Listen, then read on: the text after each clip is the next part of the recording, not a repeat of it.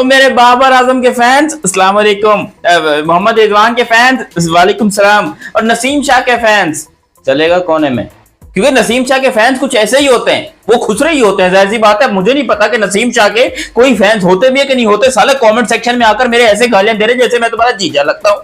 अबे बाबर, रिजवान, नसीम तीनों की छुट्टी हुई है, तीनों से मेरा क्या लेने देना। सालों की घटिया परफॉर्मेंस थी, इंतहाई बदबूदार नालायकी वाली परफॉर्मेंस देकर भी ये पाकिस्तान की शर्ट पहने हुए स्टेडियम के अंदर हग रहे थे, तो फिर इनका निकालना तो बनता था कि नहीं बनता था। लेकिन यहां पर तुम लोग मुझे क्रिटिसाइज कर रहे हो कि तेरी वजह से बाबर को छुट्टी दे दी, और तेरी वजह से रिजवान को छुट्टी दे दी, और तेरी वजह से नसीम, और मेरे मामा के लड़के हैं जो मैं इनको सपोर्ट करूं या फिर इनको हटाऊं। भाई पाकिस्तान के लिए परफॉर्म करो, कोई वर्ल्ड कप शल्ड कप जीतो, कोई इंडिया के खिलाफ मैच जीतो, कोई अफगानिस्तान को हराओ, कोई ऑस्ट्रेलिया को हराओ, तो हम भी माने। साला इंडिया के सामने जाते इनकी टट्टियां निकल जाती हैं, इंडिया के सामने जाते इनकी शलवारें उतर जाती हैं, और ये पाकिस्तान के बने पड़े हैं सुपरस्टार्स कि हम हैं जी सुपरस्टार्स, हमें आके सपोर्ट करो। बाबर हो, रिजवान हो, सबकी तरह ऐसी की तैसी करते हैं। और कौन कौन जो है सिलेक्ट होना चाहिए था, नहीं हुआ, या फिर किस किस को सिलेक्ट ना करके बहुत अच्छा किया, सब कुछ डिटेल में बात करते हैं। लेकिन अभी तक आपने चैनल सब्सक्राइब नहीं किया तो सब्सक्राइब करो, और सब्सक्राइब करते बेल आइकन दबाओ।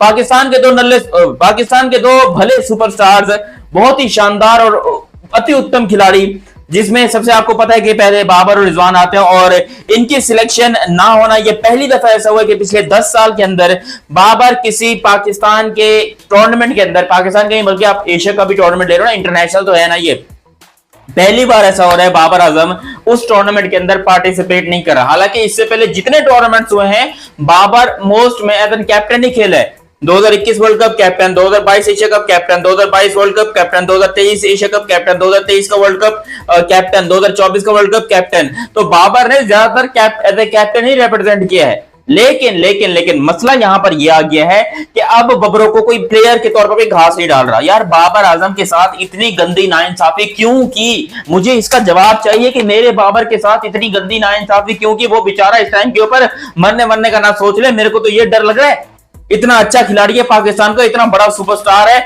इतना बड़ा सुपरस्टार है पाकिस्तान का, और तुमने उसको ऐसे ही एशिया कप के स्क्वाड से लात मार के निकाल दी। कोई शर्म हया नाम की कोई चीज है? आपको याद होना चाहिए।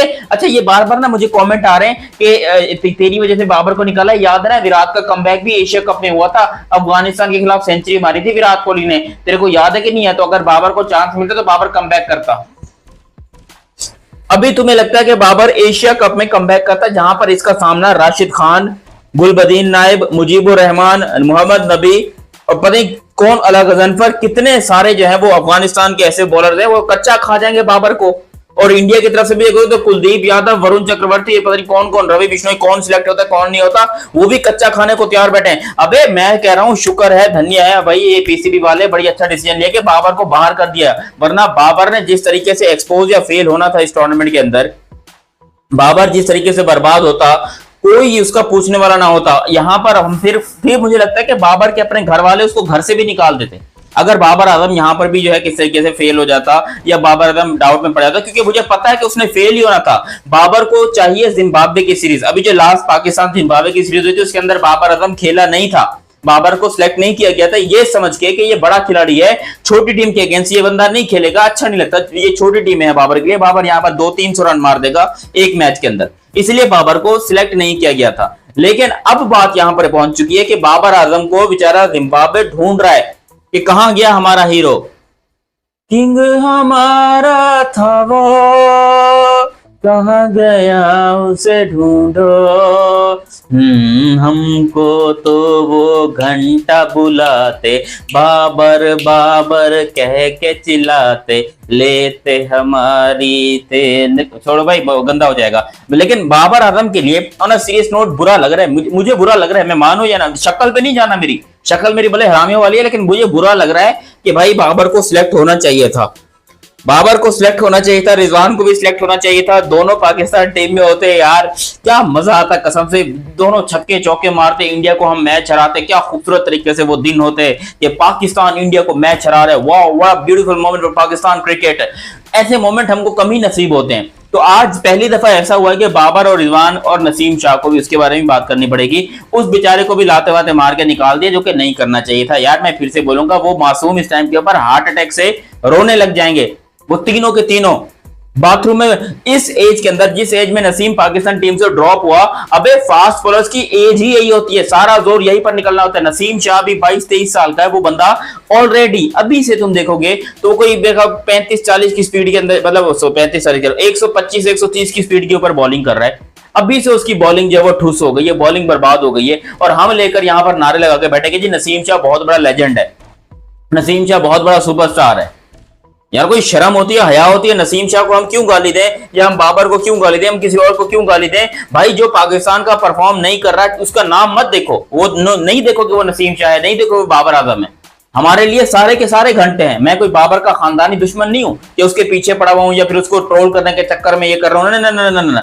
जो पाकिस्तान के नल्ली बेरोजगारी वाली घटिया परफॉर्मेंस देगा वो ट्रोल भी होगा, वो गालियां भी सुनेगा, वो बातें भी सुनेगा। लेकिन अगर तुम फालतू में एक इंसान जो ट्रोल हुए जा रहा है या जो फेल हुए जा रहा है उसको तुम बाप बनाकर बैठ जाए, चाहे वो नसीम हो, बाबर हो या रिजवान हो, तो बेटा वो ट्रोल भी होगा और उसकी लूंगा भी, मैं बड़े अच्छे तरीके से लूंगा। मैं नहीं लेना चाहता, फिर से आपको बता दूं, एज अ पाकिस्तानी मैं ये बात कहता हूं कि पाकिस्तान जो है वो जिंदाबाद था, जिंदाबाद है, जिंदाबाद रहेगा। लेकिन ये बबरो जो पाकिस्तान में घुसी है ना, इसने हमें इस लेवल पे मजबूर कर दिया कि हम इसकी वजह से पाकिस्तान की पूरी टीम से नफरत करने लगे हैं।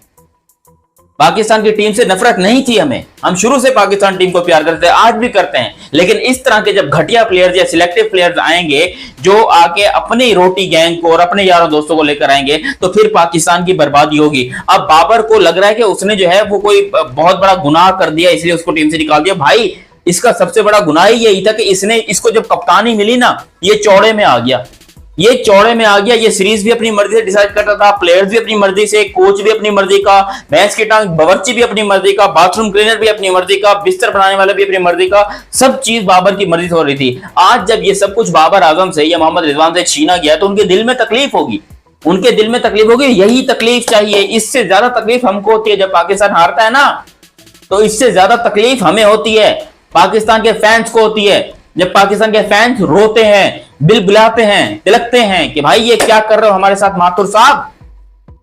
पाकिस्तान की टीम को थोड़ा बहुत इज्जत दिलाओ, थोड़ी बहुत उनकी आप करो खातिरदारी, थोड़ा बहुत तो कुछ पाकिस्तान के लिए कर दो। अपनी सेंचुरीज, अपने रिकॉर्ड्स के चक्कर में आज खुद को भी बर्बाद करके बैठ गया ये बंदा। हमेशा से हम बाबर के ऊपर प्राउड फील करते थे। 2022 से पहले जब उसकी सेंचुरीज आती थी, 50 आती थी, भैंस की टांग ऑस्ट्रेलिया को रोने पे मजबूर कर दिया था बाबर ने।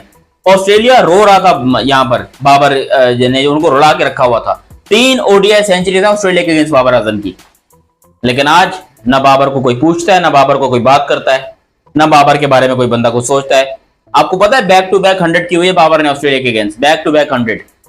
लेकिन कोई ये बात पूछने वाला नहीं है कि भाई बाबर बर्बाद कैसे हुआ। सेल्फिशनेस, खुदगर्जी, ये बाबर आजम खुदगर्जी की वजह से बर्दाश्त हुआ, वरना बर्बाद हुआ। वरना बाबर बहुत टैलेंटेड था, बहुत शानदार था। और अब उम्मीद करता हूं कि बाबर को उस तकलीफ का दर्द पहुंच रहा होगा, वो तकलीफ हो रही होगी जो हम लोग पाकिस्तान जब हारते हैं ना फील करते हैं पाकिस्तान के फैंस। हम बाबर आजम की तरह नहीं है कि ड्रेसिंग रूम से मैच हारने के बाद निकल रहे हैं और फिर दांत फाड़ के हे यही करते हुए निकल रहे हैं। शर्म, हया, गैरत नाम की चीज होती है जो बाबर साहब में अब मुझे नहीं लगता कि शायद बची है। बाकी आप लोग भी अपनी राय कमेंट सेक्शन में दीजिएगा। अभी तक आप लोगों ने चैनल सब्सक्राइब नहीं किया तो सब्सक्राइब कीजिए और बेल आइकन दबाइए। मेरा नाम है दयानत अली। मिलते हैं बहुत ही जल्द अगली वीडियो में, तब तक के लिए आप मुझे दीजिए इजाजत। अल्लाह हाफिज एंड लव यू हो गया, बाय।